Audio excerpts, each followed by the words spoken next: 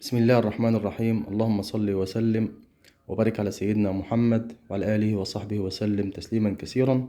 السلام عليكم ورحمة الله وبركاته. يا رب دايما تكونوا بخير وفي أحسن حال. معنا إن شاء الله في الفيديو ده غسالة فريش نصف أوتوماتيك.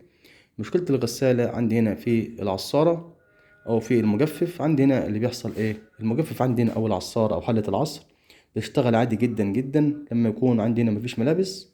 نشغل كده حلة العصر، طيب بسم الله نشغل كده،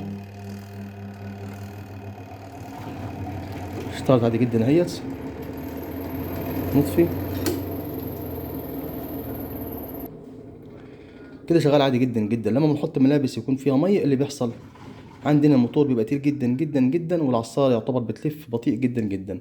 ده بيكون بسبب او ده السبب في المشكلة دي. بيكون عندنا هنا الألسيه بتاع العصارة بيكون عندنا بيسرب ميه، فبالتالي هو بيكون سبب المشكلة. عشان تتأكد ان هنا مشكلة في الألسيه مش حاجة تانية، بيكون في عندك علامات هنا في الغسالة من تحت بتعرف عن طريقها ان عندك هنا الألسيه بايظ بيسرب ميه. وممكن لو سبت المشكلة ديت اللي يحصل الموتور يجي عليه ميه فالموتور يبوظ. نبص مع بعض كده على شكل الغسالة من أسفل عند الألسيه بتاع العصارة. ده كده شكل موتور العصارة اهوت. الموتور ده اسمه ماستر، بيجي معاه جراب اهوت بيغطي الموتور علشان لو حصل عندنا مشكلة تسريب ميه من الألسيه او تسريب ميه من الدرابوكس، نقط الميه الدرابوكس بتطير، هنا بيحمي عندي الموتور من اي اثار لميه عندنا في الغسالة.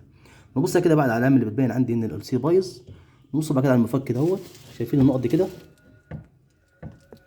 شوف النقط دي كده اهيت، النقط دي كده باينه خالص اهي ان في عندنا بيجي نقط ميه جايه من عندنا من العصاره. طب في حاجه تانية، نبص كده مع بعض، شايفين العلامه دي كده اهيت، العلامات دي كده يعتبر اثار ميه برضه اهيت.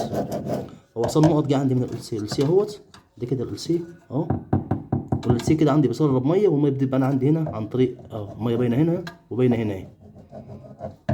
عشان افك الألسيه في الألسيه العصاره في الغساله الفرشه دي بيكون موضوع صعب شويه ورخم. اول حاجه بنعملها طبعا عشان تفك الألسيه لازم حد معاك، مش ينفع واحد لوحده. ليه بقى؟ لان عندنا عشان نفك الألسيه المسمار اللي ماسك عندنا حلة العصر في الموتور بيكون مسمار مش باين. المسمار الباين ده، المسمار الباين دوت بتاع عندي فيه طبعا في هنا جلبة، الجلبة دي ليها عندي هنا عدة وظائف. أول وظيفة عندي هنا إن هي بتعزل عندي الموتور أو جسم الموتور عن حلة العصر، لأن في عندنا العمود بتاع حلة العصر بيلمس مية أثناء العصر، فبالتالي لو الموتور حصل فيه مشكلة وحصل ماس هيكهرب معايا الهدوم. فبالتالي الجلبة دي بتعزل عندي الموتور أو جسم الموتور من حلة العصر.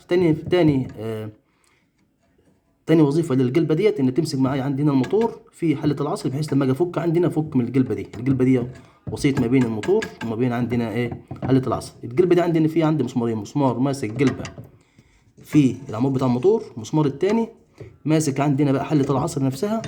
المسمار التاني فوق شوية اهوت، المسمار التاني هنا اهو مش واضح، هنا فوق شوية مش باين.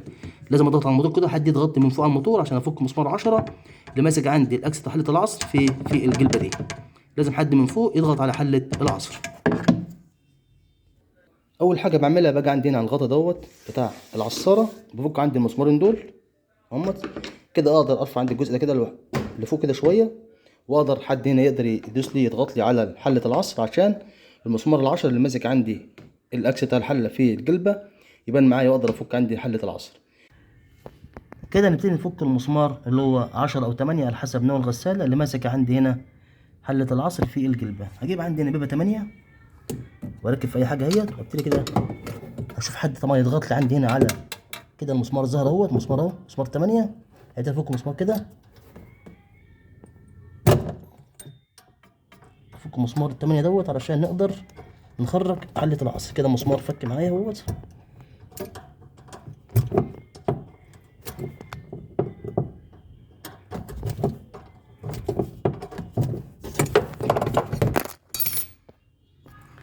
كده بنفك المسمار اهوت كده المسمار خرج معايا خالص اهوت. مسمار اهو ده كده اللي ماسك عندي هنا، اللي ماسك عندي حلة العصر، اقصى حلة العصر في الجلبة. كده المفروض بقى اجيب عندي هنا بنسة كبيرة او مفتاح انجليزي. ممكن اجيب شاكوش واخبط هنا خبطات خفيفة عندي هنا على الجلبة علشان تفك من حلة العصر. بعد ما تخبطها كده همسك، اجيب بنسة كبيرة زي كده، بنسة كبيرة، وامسك عندي هنا الجلبة بالبنسة، وحد يمسك حلة العصر سنة شمال وسنة يمين، لفة شمال لفة يمين لحد ما ايه، ثواني ثواني كده. مسكت عند الجلبة بالبنسة اهيت، سنة شمال وسنة يمين، لفة شمال لفة يمين لحد ما ايه، مع شد لفوق، لفة شمال لفة يمين مع شد لفوق لحد ما تطلع معانا ايه، حلة العصر. خرجت ولا لسه؟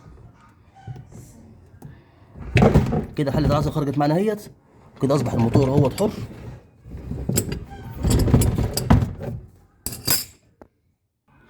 ابتدي بقى افتح الباب كده ونخرج عندنا حلة العصر اهيت. كده خرجنا حلة العصر. هنبتدي بقى هنفك عندنا السي اللي هو هنا، اللي عندي هنا القديم البايظ، ونركب واحد جديد. عشان نفك السي عند السي نركب عندي هنا رباط. الرباط او جلبة الرباط بيكون من تحت من عند الموتور. كده فكيت السي العصارة اهوت. طبعا الفك بيكون صعب شوية. بجيب مفك عادة عندي هنا في السي، بجيب عندي عند الاجزاء دي كده، الاجزاء البارزة دي، وبجيب مفك عادي كده وبشاكوش وادقه كده اهوت اتجاه، يعني كده ده عندي الفك هنا عكس الحاجات اللي عكس المتعارف عليه، يعني كده فك اهوت، وكده رباط عكس المتعارف عليه. طيب نلاحظ عندنا في الالسين من الداخل اهوت اثار هيت للميه كده، اصل الميه، فلازم الالسين ده يتغير عشان عندنا هنا دي سبب المشكله، ان الالسين عندي بينزل من هنا ميه، والميه بتنزل عندي هنا من الشفه ديت كده، فبتعمل عمليه ايه، تخلي العمود او الاكس يلف هنا ببطء، لان عندك هنا الميه مع الشحم بتعمل عمليه اعاقه للعمود او للاكس بتاع حله العصر. طيب اجيب السين كده اهوت، يعتبر افضل نوع موجود عندنا في السوق اللي هو او ماكس صيني برضو، ولكن خامته حلوه جدا. نفس الشكل برضو بيكون عندنا رباط، بيكون فيها نوع تاني بتركب كبس، ولكن ده يعتبر افضل. بجيب عندي هنا قطعه شحم، في عندنا تجويف اهوت، شايف التجويف ده اهو، التجويف ده اهو اللي هو فوق الجلبه دوت، ما بين عندي هنا الالسيه ده كده الالسيه منع التسريب، وده كده جلبه، الفراغ اللي ما بينهم دوت بملاه الشحم. بجيب الشحم كده اهو، بملى عندي هنا شحم اهوت بالمفك دوت كده، بملى كده الالسيه كده شحم بالشكل دوت كده اهو اهوت. بملى عندي الفراغ اللي هو زي ما شفنا بقى كده مع بعض، ما بين عندنا الالسي وما بين عندي هنا الجلبة. وبعد كده بجيب عندي هنا الشحمة برضو في الجزء ده، عشان ايه، عشان في عندنا سوستة اللي ماسكة عندنا الشفة او الجلبة، بملاها عندي هنا برضو شحم، عشان الشحم بيحافظ على السوستة ديت انها ما تنشفش. في الجزء ده كده دوت هملاها عندي هنا شحم وزيت برضو، علشان الشفة ديت ما تنشفش، تفضل كده طرية على طول، فبالتالي تمنع عندنا تسريب المية، والالسي يعيش معانا اطول فترة ممكنة. كده مليت عندي هنا الفراغ اللي ما بين عندي الشفه بتاع الالسي وما بين الجلبه النحاس شحم، ومليت عندي هنا برضه حوالين الشفه دي او حوالين الالسي نفسه منع التسريب برضه شحم، علشان يفضل طري معانا على طول ويحافظ على الالسي اطول فتره ممكنه. كده بقى نجيب عندنا ماده لازقه، ماده لازقه، ونفك طبعا الوش ده كده، ده بيركب زي ما قلنا زي ما اتفقنا، بيركب عندنا هنا عكس المتعارف عليه كده، رباط اهوت وكده فك. هجيب ماده لازقه بقى ونبتدي عندنا نجيب الالسي وهنركبه عندنا في الغساله. هنبتدي نجيب ماده لازقه اهيت، ووضع عندي الماده اللازقه عندي على الجلد نفسها، على الكاوتشه مش على السن، على ايه، على الكاوتشه نفسها كده اهو، علشان الكاوتشه تمسك عندي هنا في الجسم بتاع الغساله وما تسربش عندي اي ميه على الموتور. كده اديت عندي ماده لازقه اهي. تبتدي بقى نركب الالسي، حد يمسك الالسي من فوق وانا هربط الالسي من تحت. كده ركبت الالسي كده اهوت، وطبعا المفك برضو جيت عندنا عند الاجزاء دي كده ووردت عليه، وحد ماسك من فوق. طبعا الموضوع بيكون صعب شويه، عشان كده بس ما عرفش يصور تركيب الالسي. قربت عليه كده يعتبر بقى تمام. هنجيب بقى حله العصر، ده كده العمود بتاع حله العصر اهوت، صنفره ناعمه جدا جدا، وصنفر كده عند العمود يشيل اثار السخط اللي عليه اهوت. كده العمود اهوت بقى نضيف جدا. واجيب شويه زيت، واجيب الزيت اهوت، احط زيت على العمود اهوت، عشان الزيت ده يساعد في العمود يلف معانا مرتاح داخل الالسيه.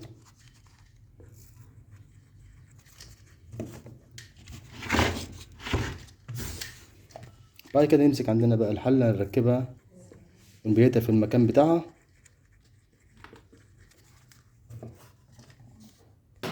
نبدأ بقى نركب عندنا حلة العصر داخل حوض الغسالة بتاع العصر. بظبط عندي بقى الحلة هنا عندي على مكان الأنسيه.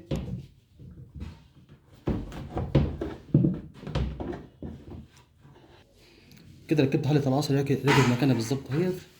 هنبتدي نجيب المسمار، اجيب المسمار ونركبه، حد يضغط هنا برضه واربط المسمار علشان مش ينفع اربط، والحلة كده ايه فوق.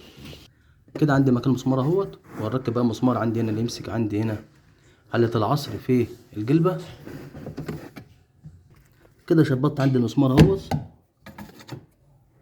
المسمار اهو. قبل ما اربط المسمار لما في عندنا في العمود حته مربعه او حته مشطوفه، لازم تكون عندي المسمار هنا عشان ما يحصلش عندي ان الموتور يلف والعصاره ما تلفش معاه. فلازم اجيب عندي الجزء الربع اللي في العمود عندي هنا المسمار. كده قربت على هنا الصاموله، مسك كده العصاره، واتاكدت ان عندي هنا الشطف اللي فيه العمود عند المسمار عشان العصاره ما تلفش او الموتور ما يلفش والحله ما تلفش معاه. وكده باقي عندي هنا نقفل بقى الجزء اللي فتحناه دوت، اللي هو الجزء ده، نربط المسامير بتاعته وهنجرب مع بعض. طبعا عندي هنا في نقطه تانية برضو ما قلتلكمش عليها، ان انا عندي هنا الفرامل بتاع الباب ملغيه. المفروض الباب لما ينفتح العصاره ما بتلفش، الفرامل ملغيه، عندي هنا السلك الواير مصدي ومقطوم. كده ربطت عندي المسامير كلها اللي كنت فاكرها ورجعت كل حاجه زي ما كانت. دلوقتي نقفل الباب ونجرب بقى كده عشان نختم الفيديو.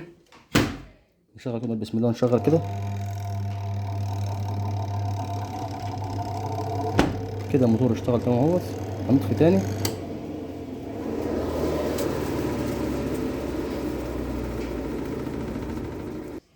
وكده احنا شفنا مع بعض طريقة تغيير ألسيه عصارة غسالة فريش. بكده نكون وصلنا لنهاية الفيديو. شكرا لكم والسلام عليكم ورحمة الله وبركاته.